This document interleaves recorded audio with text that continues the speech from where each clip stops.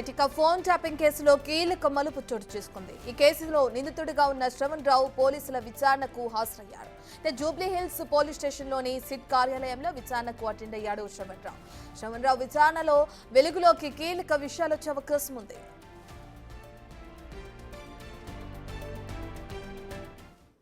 శ్రవణ్ రావు విచారణకు హాజరయ్యారు. దానికి సంబంధించిన పూర్తి డీటెయిల్స్ అందించడానికి మా ప్రతినిధి సాగర్ అందుబాటులో ఉన్నారు.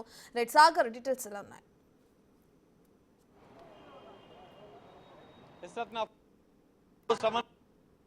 శ్రవణ్ రావు జూబ్లీహిల్స్ పోలీస్ స్టేషన్ ఉన్న సిట్ కార్యాలయాన్ని విచారణకి హాజరయ్యారు.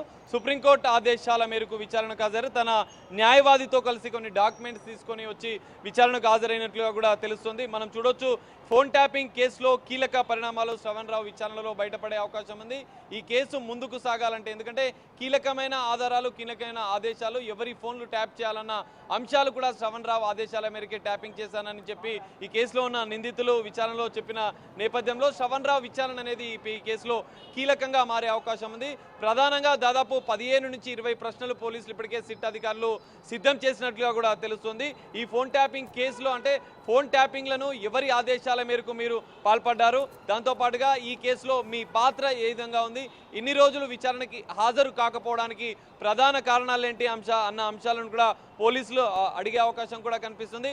ప్రధానంగా శ్రవణ్ రావు ఒక ప్రత్యేక కార్యాలయాన్ని ఏర్పాటు చేసి ఈ ఫోన్ ట్యాపింగ్కి సంబంధించిన ఎక్విప్మెంట్ సర్వర్ని కూడా తనే నిర్వహించినట్లుగా కూడా పోలీసుల ఆధారాలు సేకరించిన నేపథ్యంలో శ్రవణ్ రావు విచారణ అనేది కేసులో కీలకంగా మారే అవకాశం కనిపిస్తుంది. ఎవరి ఆదేశాల మేరకు ఫోన్ ట్యాపింగ్ చేశారు, ప్రధానంగా ఎన్నికల సమయంలో ఎవరెవరిని టార్గెట్ చేశారు, ఎవరెవరి ఫోన్లను ట్యాపింగ్ చేశారు, ఏ అంశాల మీద నిఘా పెట్టారన్న అంశాలను కూడా పోలీసుల విచారణ అడిగే అవకాశం ఉంది. ఏ కారణాల చేత మీరు ఫోన్ ట్యాపింగ్కు పాల్పడ్డారు, దీంతో పాటుగా ఇంతకాలం ఎందుకు విచారణకు హాజరు కాలేదన్న అంశాలతో పాటుగా ఎంత డబ్బులు చేతులు మారాయి ఫోన్ ట్యాపింగ్ వ్యవహారంలో అన్న అంశాలను కూడా పోలీసులు విచారణలో అడిగే అవకాశం కనిపిస్తుంది. ప్రధానంగా విదేశాల్లో ఈ ఎక్విప్మెంట్, ఫోన్ ట్యాపింగ్కి సంబంధించిన ఎక్విప్మెంట్స్ అన్ని విదేశాల్లో కొనుగోలు చేసిన నేపథ్యంలో పెద్ద ఎత్తున డబ్బు పెట్టి ఎక్విప్మెంట్ కొనుగోలు చేశారు.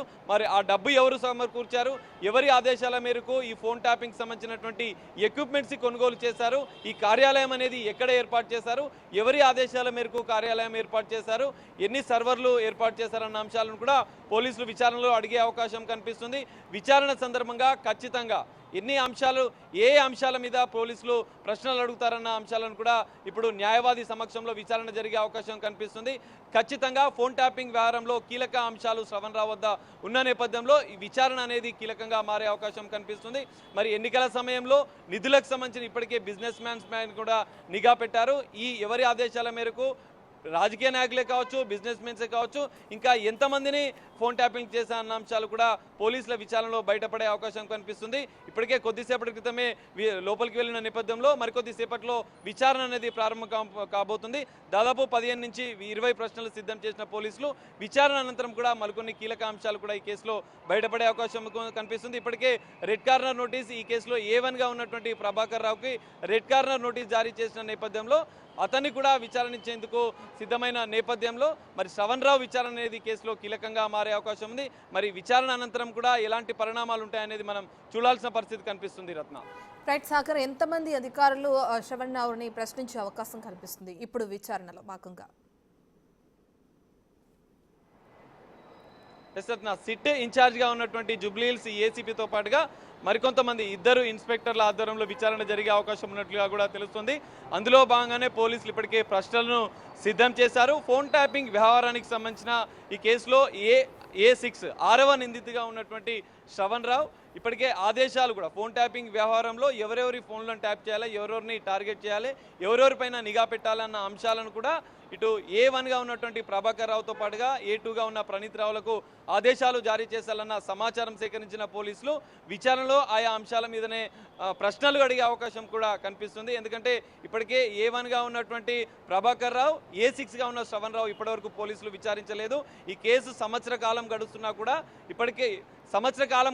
కూడా ఒక్కసారి కూడా వీరిద్దరు విచారణకు హాజరు కాలేదు కాబట్టి ఇప్పుడు మొదటిసారి శ్రవణ్ రావు పోలీసుల ముందుకు విచారణ ముందుకు వచ్చిన నేపథ్యంలో ఇది కీలక పరిణామం అని చెప్పుకోవచ్చు.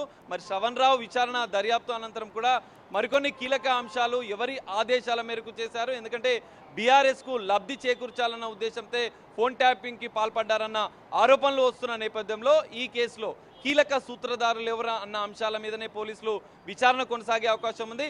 మరి శ్రవణ్ రావు విచారణ అనంతరం ఫోన్ ట్యాపింగ్ కేసులో కీలక పాత్రధారులు ఎవరు, సూత్రధారులు అన్న అంశాలు కూడా బయటపడే వెలుగులోకి వచ్చే అవకాశాలు కూడా మనకు కనిపిస్తున్నాయి. రత్న సాగర్, ఇప్పటికే శ్రవణ్ రావు ఇంట్లో సోదాలు కూడా కంప్లీట్ అయిపోయినాయి. దర్యాప్తు సంస్థ సోదాలు నిర్వహించినట్లు కూడా మనం చూస్తున్నాం. ఈ సోదాల్లో భాగంగా ఏదైనా వస్తువులను కానీ ఏదైనా ఫైల్స్ని కానీ స్వాధీనం చేసుకోవడం జరిగిందా?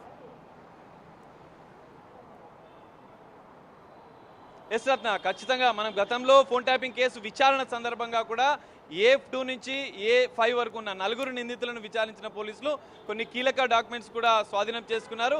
అయితే గతంలో విచారణకు హాజరు కాని శ్రవణ్ రావు నివాసంలో కూడా సిట్ అధికారులు పోలీసులు సోదాలు చేసిన నేపథ్యంలో కొన్ని కీలక డాక్యుమెంట్స్ కూడా స్వాధీనం చేసుకున్నట్లుగా కూడా తెలుస్తుంది. ఎందుకంటే ఫోన్ ట్యాపింగ్ కేసులో కీలకంగా సర్వర్ కార్యాలయం ఏర్పాటు విషయంలో, ఆయా పరికరాల కొనుగోలు విషయంలో కూడా శ్రవణ్ రావు కీలకంగా వ్యవహరించారు. పోలీసులకు ఏదైతే ఈ కేసులో నిందితులుగా ఉన్న మిగతా అధికారులకు కూడా ఆదేశాలు జారీ చేసింది శ్రవణ్ రావు. ఎవరెవరి ఫోన్లు ట్యాప్ చేయాలన్న ఆదేశాలు కూడా శ్రవణ్ రావు జారీ చేశారన్న నేపథ్యంలో ఆయన ఇంట్లో సోదాలు చేసిన పోలీసులు కొన్ని కీలక డాక్యుమెంట్స్ కూడా స్వాధీనం చేసుకున్నట్లుగా కూడా తెలుస్తోంది. విదేశాల్లో పరికరాలు కొనుగోలు చేసిన అంశానికి సంబంధించిన పత్రాలు స్వాధీనం చేసుకున్నట్లుగా కూడా తెలుస్తోంది. దీంతో పాటుగా సర్వర్ కార్యాలయాలు ఎవరి ఆదేశాల మేరకు ఎవరి ఫోన్లను ట్యాపింగ్ చేశారన్న అంశాలు కూడా పోలీసుల విచారణలో బయటపడే అవకాశం ఉంది. ఆ డాక్యుమెంట్స్ ఆధారంగా ఇప్పటికే పోలీసులు సిట్ అధికారులు సిద్ధం చేసిన ప్రశ్నల ఆధారంగా అయితే విచారణ కొనసాగే అవకాశం ఉంది. మరికొద్ది సేపట్లో శ్రవణ్ రావు విచారణ అయితే సిట్ కార్యాలయంలో మొదలయ్యే అవకాశం అయితే కనిపిస్తుంది. రత్న రైట్ సాగర్, విచారణ చేస్తున్నారు అధికారులు. ఇక ఈ విచారణ పూర్తయిన తర్వాత శ్రవణ్ రావుకి సంబంధించి తదుపరి చర్యలు ఏ విధంగా ఉండే అవకాశం ఉంది? ఎస్ రత్న, ఈ కేసులో ఇప్పటికే శ్రవణ్ రావు విదేశాల్లో ఉండడం, మొదట కేసు అయిన నెక్స్ట్ డేనే ఇటు లండన్ నుంచి అమెరికా పారిపోయిన నేపథ్యంలో శ్రవణ్ రావు పైన మొదటి నుంచి పోలీసులు నిఘా పెట్టారు. ఈ నేపథ్యంలో ఆయన హైకోర్టు ఆశ్రయించడం, హైకోర్టు ముద్దస్తు బెయిల్కు నిరాకరించడం, అనంతరం సుప్రీంకోర్టును ఆశ్రయించడం, సుప్రీంకోర్టు ఆదేశాలు ఖచ్చితంగా సుప్రీంకోర్టు ఆదేశాలు పాటిస్తూ పోలీసుల విచారణ కొనసాగే అవకాశం ఉంది. నాట్ టు అరెస్ట్ ఈ కేసులో పోలీసులకు ఆదేశాలు ఉన్న నేపథ్యంలో కొన్ని కీలక అంశాల మీద విచారణ దర్యాప్తు అయితే కొనసాగుతుంది. మరి దర్యాప్తు అనంతరం కూడా కీలక అంశాలు బయటపడే అవకాశం కనిపిస్తుంది. ఖచ్చితంగా ఈ కేసులో శ్రవణ్ రావు విచారించిన పోలీసులు నాట్ టు అరెస్ట్ ఆదేశాల నేపథ్యంలో కోర్టు నిబంధనలను, కోర్టు ఆదేశాల మేరకైతే విచారణ చేసే అవకాశం ఉంది. విచారణ అనంతరం కూడా ఎలాంటి పరిణామాలు ఉంటాయనేది మనం చూడాలి. రత్న రైట్, థ్యాంక్ యూ సాగర్.